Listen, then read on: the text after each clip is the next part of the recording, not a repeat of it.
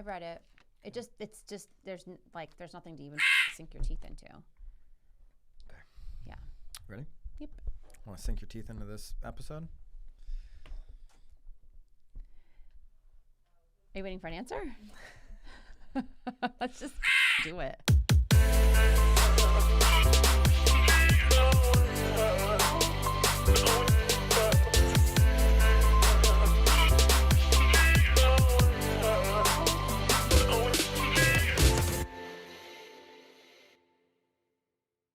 This is Byron and Nicole White, and you are tuned into episode 69 of The Real Word. Oh, word. Word's up, Nicole. Word is up. We're starting the show. The podcast is on. We're doing it. Any recaps? Anything you want to talk about before we get into the Rackets? Anything from last week that's interesting to you, Nicole? Wow, this is like a new spin. Yeah, Are we this doing is like a new angle? This is a new segment here on The Real Word New where we angle? just ask Nicole what is running through your head at this moment. And then we get into the Rackets. This like actual moment. Like what's in your brain right now? I could really use some hand lotion because my hands are dry. I was thinking the same thing last night, but then they magically went undry today. It's interesting. Yeah. It's Did my you body recovering overnight. showered and anyway. Feeling good. Good. All right. Good day. A couple of Rackets. First racket being a recap on a topic we touched on probably 4 episodes ago, maybe somewhere in there. Mm-hmm. So you can go back into the archives and look that up. But Brad Inman wrote the article. Mm-hmm. I like it when Brad writes his own content on Inman. This one's just sort of like a Nicole didn't love it. I like it. It's an opinion piece. It is an opinion It's a filler piece. piece. Clearly, the real estate news was a little slow. So we'll link this up like we always do. If you're new to the show, we pick 3 topics that are trending in real estate. We put our 2 cents on top of them and tell you if they're a racket or not. Mm-hmm. And so the first racket is RE/MAX should buy Redfin. And so if you read the article, Brad goes through his case for RE/MAX buying Redfin. Mm-hmm. And I think a number of people alluded to this when they partnered on that lead deal, right, where Redfin was going to start sending some leads to RE/MAX at a referral fee. You know, I thought it made a lot of sense. If you go back 2 episodes ago to the Tom Ferry episode, Tom talks about Redfin being like, I don't want to misquote him because it's literally in our video. Yeah. But he basically said Redfin's going to die, right? Like in maybe not in the near future, but their model's not sustainable. It's a hard one because he also wouldn't talk about anything beyond 18 months. Right. So, but he's not bullish on Redfin, and their current model, I'm not bullish on it either. They're a discount broker. Right. People are seeking the best service and experience possible. If you look at the reviews, if you go to Yelp, for example, you're going to see less than stellar reviews for Redfin. So the experience isn't there. Despite the fact that they might save a little bit of money for people on the fee, they're not getting the service and the experience end of it. So should they look at a deal like this? I think Redfin would jump at the opportunity to be swallowed up by a RE/MAX if, to Brad's point, if RE/MAX, the founder of RE/MAX, was willing to maybe give up a significant share of his equity in RE/MAX. Well, and it sounds like the owner of RE/MAX has been running it pretty well. I mean, they have 0 debt. I mean, yeah, they're at a $1.2 billion cap. Yeah, I think which is great. I mean, they're right up there with Realogy. I mean, Realogy's dropped significantly over the last few years. $1.24 billion is their and there's no debt. I mean, really, the main purpose I feel like for acquiring Redfin would just be because of the tech end. Like you're paying for a lead generator. You know what I think? I think this is absolutely going to happen. You do? I think this is a slam dunk going to happen. I think they're courting each other right now. Yeah, they're trying to figure out how it's all going to work. Exactly. And then I think that referral deal. They'll start kissing or something in a couple weeks. They're kissing right now. They are. You know, they did the I don't referral know. I feel deal. like you hold hands first.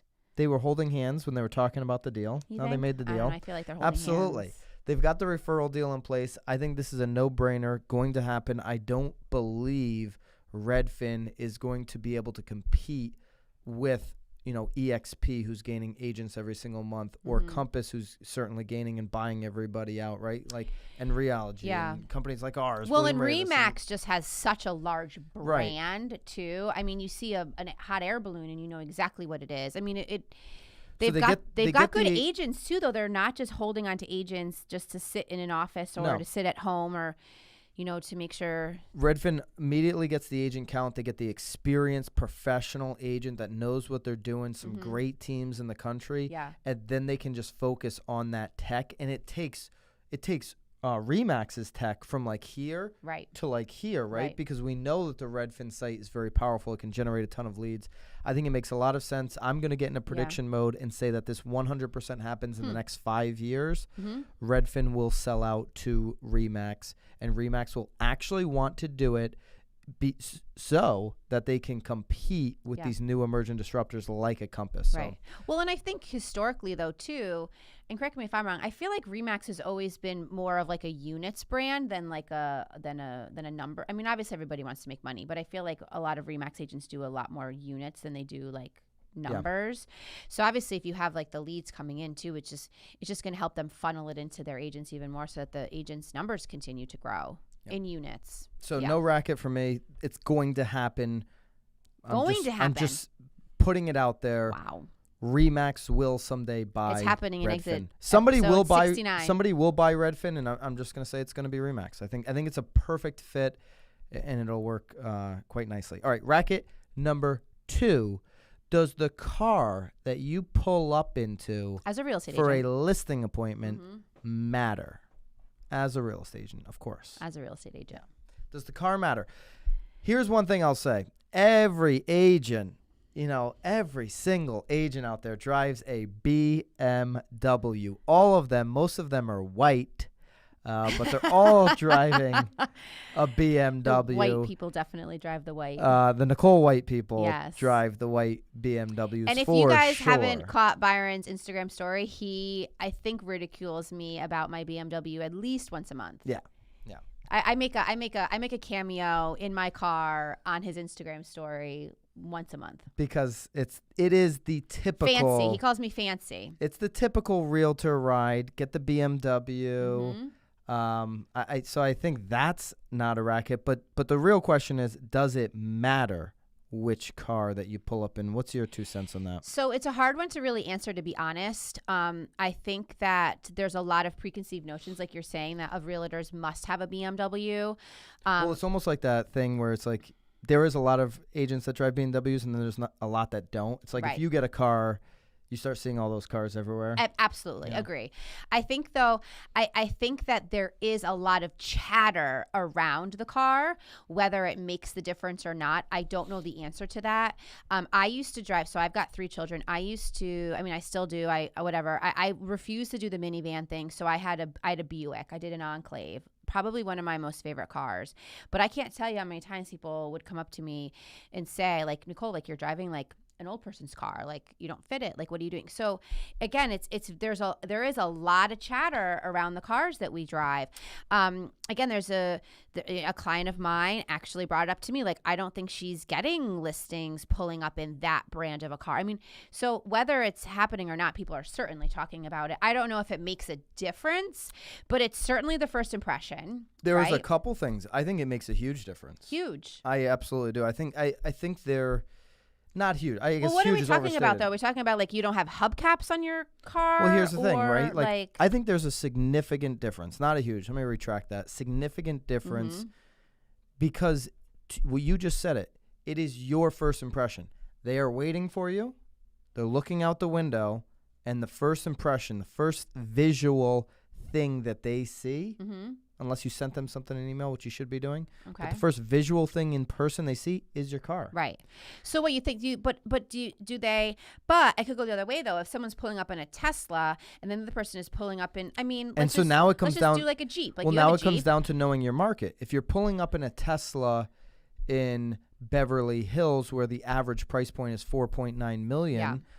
I think that's going to be expected, right? Okay. If you pull up in a Jeep Compass in Beverly Hills, it's like did they just rent that car? What are Right. is their car in the shop? Right, because I guess my And it could be a thing brand new Jeep. was Jeep not in Compass. California, and maybe that seller would think like, oh, they don't need my business. Yeah, if you do the Tesla here and you're like, one of 3 people to have a Tesla in your town, that could definitely be the right. perception. They could be like, ooh, like, right. But if excuse everybody's me. driving, and then maybe they're intimidated by the agent because like they're maybe feeling like they're like a lower class than. if you're in a luxury, if you're in a luxury market and your price point's that's why you luxury, just have to stick with the BMW because it's not a Tesla. You're not missing your hubcaps. I think there's a really valid point there. Like the BMW or the BMW wagon or something like. What do you have? The little wagon thing? I do. I have an X1. Again, it was super. So it was what I could afford. It was what I could afford. So it's BMW with the little hatchback thing. Yeah. You got like the family thing going, but you got the like the BMW tag. You got kind of got it all mixed in there. So I think that's. But a it's safe white. play. It's white. So it was like. And it's white. So I don't have to worry about washing it all the time because you don't see the dirt. It's great.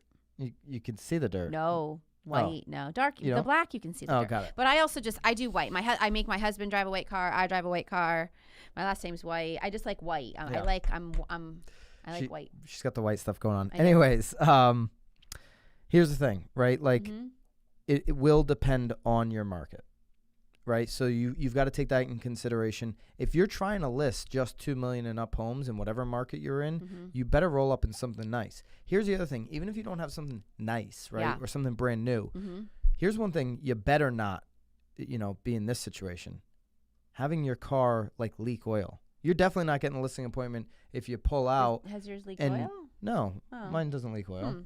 But if you're you're leaking oil in the driveway, yeah, that infuriates some people. That. For me, I feel like that's happened to you before. It's like you're giving a very specific example. I had a nice like driveway and like I was one of those like out there like cutting the grass with scissors and making sure everything's right, and you're really getting ready to sell your house, and then this agent pulls up in their car that's leaking oil. Yeah. That would just go. So how do you feel pulling up in your Jeep? Do you feel comfortable? I have a Ford Explorer. Oh, I thought you had a. I used to have a Jeep. Oh, I have a sorry. Ford Explorer. We have a Explorer. I love it. It looks like the cop car. Well, in you have it all Connecticut. blacked It's all out. That was the right way to do. You had to do it. I'm glad that we did the black. No, I think it's like okay, it's a new SUV. I think it's kind of practical. I think it's like the BMW wagon thing that you have going on. I just don't know if you had like a it's personal, in the middle. like you think about it are you thinking about it when you're pulling in? Yeah, I thought, when I used to drive a Toyota Prius when I first started in real Were you estate, self-conscious pulling in? No, I actually got a lot of comments, and the Prius was another good car because you had people. I would pull into people's homes that were listed, that were valued at $1.5–2 million, and they would have their nice car, but they'd also have the Prius in the garage. So it was like something that even those guys could relate with. Yeah. But somebody that maybe doesn't have a home that's in that price range could also relate with it because it's like, oh man, I'm saving so much on gas. Right. Like, I'm saving the environment one way and I'm saving all this money on gas the other way. So it was a relatable car. It was a conversation starter. The article here, I guess my biggest thing was, have you ever been in a car that you felt uncomfortable in? My husband had a Maxima, like he bought it right out of college. And when we started having kids, like we would always get like a new car for me, and he would just keep that car because it was paid off. Until I finally got to the point where like over the summers, because he's a teacher, so he would get like the family car over the summer, and like you couldn't drive it anymore. I couldn't. We had to upgrade it. I feel like there's. Courtney there's Clark in the article showed up to meet a potential client last month. The first thing she ended up talking about was her 2018 M5 BMW. And the buyer or client or whoever was a mechanic, loved it. And they were talking about cars for 20 minutes. I have a very basic Ford Explorer. It's a new, it's black. But you're SUV. also not a car guy. I'm not a car guy, so I'm not trying to have a conversation. You wouldn't even have that you wouldn't even, you'd be like, I don't even know what kind of car I drive. Right. I'd rather have mine be so generic where it's like, it's not a conversation, but it's not an alarming thing to them. It's not like that car's falling apart. It's none of those things, right? It's not leaking oil in the driveway. Yeah, at the very least, safe, clean, presentable, because you want to be able to present yourself as a professional that's doing deals day in and day out.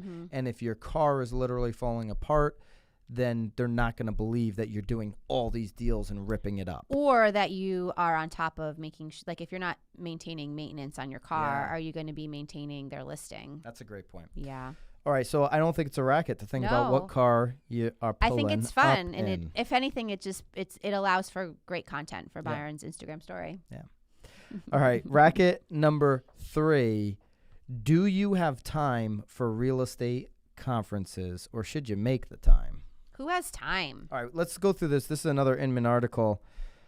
Number 1, they're saying you've got the time, you should have the time, and the reasons are: 1, jumpstart your business; 2, understand trends; 3, one takeaway could cover your whole cost for the event; number 3, referrals. You get referrals; and number 5, be inspired. So we're extremely busy. This is like conference season, event season. It seems like there's so many of them. Which is so interesting to me, because I feel like in real estate, like, you shouldn't probably do it in the spring, because that's just like it's now and it's the fall. Those are like the two seasons. It's so bonkers to me. Well, here's the thing. People, you're going to compete with vacations in the summer. Right. And then you're going to compete with holidays in the winter when you should be doing them all because you're the slowest. But those two things get in the way. I get it. It's always so interesting to me when our company just had ours last week, and it's like there's 3 days right in the middle of like closings and listings. And so, okay, we're super busy right now. Do you think it's important to just stay in your market, keep doing the deals you're supposed to be doing? Or do you think it's important to carve out time and go to these conferences? So I can only speak for myself, because I get bored super easy. So even when I am really busy, I like to sort of mix it up a little bit, because I do think that of all those things, I do like number 5. I think you get sort of re-inspired, because I think when you get sort of bogged down in like the day-to-day, or, you just, because it's so super easy to get burnt out in this business. I mean, you could hate sellers, or you could hate like it's such a mess. You could hate the people you're working with, because like you're stuck with them in the office.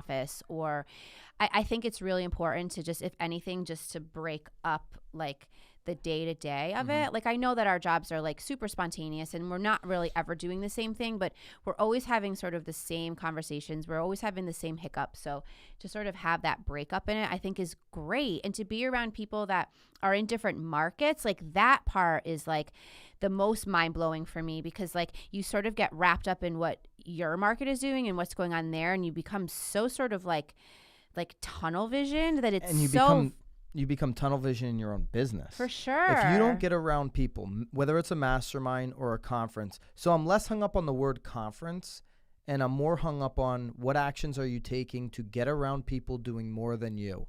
That's the game for growth if you really want it in real estate or any business. It's getting around the people that are doing much more than you are. And if you're not going into conferences, if you're not getting out of your market, if you're not involved in a mastermind, that means you are insular to your own business and to your own market.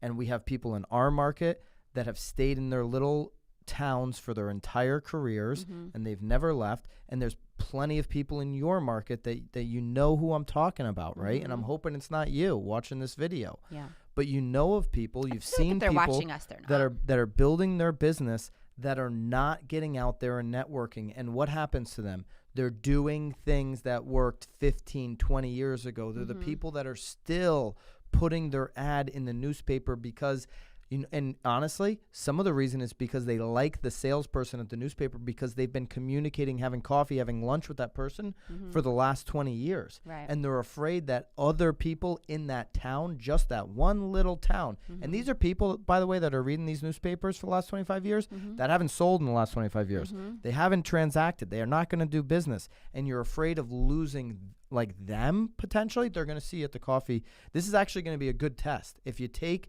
your ads out of the newspaper, they're actually going to talk to you now. They're going to say, oh my gosh, so-and-so, like, did you stop doing real estate? I don't see your ad in the newspaper anymore. It's actually going to create more activity for you. I feel like a lot of people also newspaper. Put some things in the newspaper, though, because they also don't want to lose their spot to like another agent too. Right. Because they're like, oh, like I get those people all the time. Like, hey, Nicole, like if you firm up, like this for the year, like no one else can take that competitor front page X corner. Is taking it. Go ahead if they want to spend $325 on a weekly front page ad. Like, is there any other dumb ways I can get them to spend their money? Bless them. Line me up with some more good ways to get them to spend their money. So this is not a racket. This is to think that growth, to think that learning from others is a racket, and that you're too busy, unless you're number one in the entire country. I don't if know. you're number one in this but country, the number one in the entire don't go to country is still conferences. going to the conferences. Like, you should just still want to learn. Like, you should just want to keep learning. I mean, and regardless of, because sometimes at the conferences, like they're like again, like Tom sort of talks about like health and wellness. Like, I just feel like there's just so much that you can still learn. Yeah. If and, anything. And So to the point here in this article, you pick up one referral. You pick up one, like, oh, you're doing it that way on Zillow. You pick up one tweak that gets you 10% more on your margin. You're making, right? So there's so many reasons this is not a racket. And there's a ton of great conferences. Obviously, you know, we talk about a lot of the ones that we go to or have gone to. All the Tom Ferry events are great. Even Inman, they've got a great event twice a year. Inman Connect. I feel like we should. That's a good event. Participate in that event. I have. Yeah, I know you have. I'm saying with me. With Nicole. That would be a much better time with Nicole. I'm certain of it. Lots of good events. And if you're going to any this year, hit me up. Put them in the comments, actually. If you're going to an event this year, I'd love to know which event you're going to. Just put it into the comment box. And hopefully we're going to the same one. How many are you going to? I'm going to a few. Yeah? I'll put them in the comments. Okay. All right. All right, guys. Keep it real. We'll see you guys next week for episode 70 coming up. We're on it. We're doing it. We're doing it. Well, maybe we'll hit 100 this year. We will. Awesome. All right. Thank you.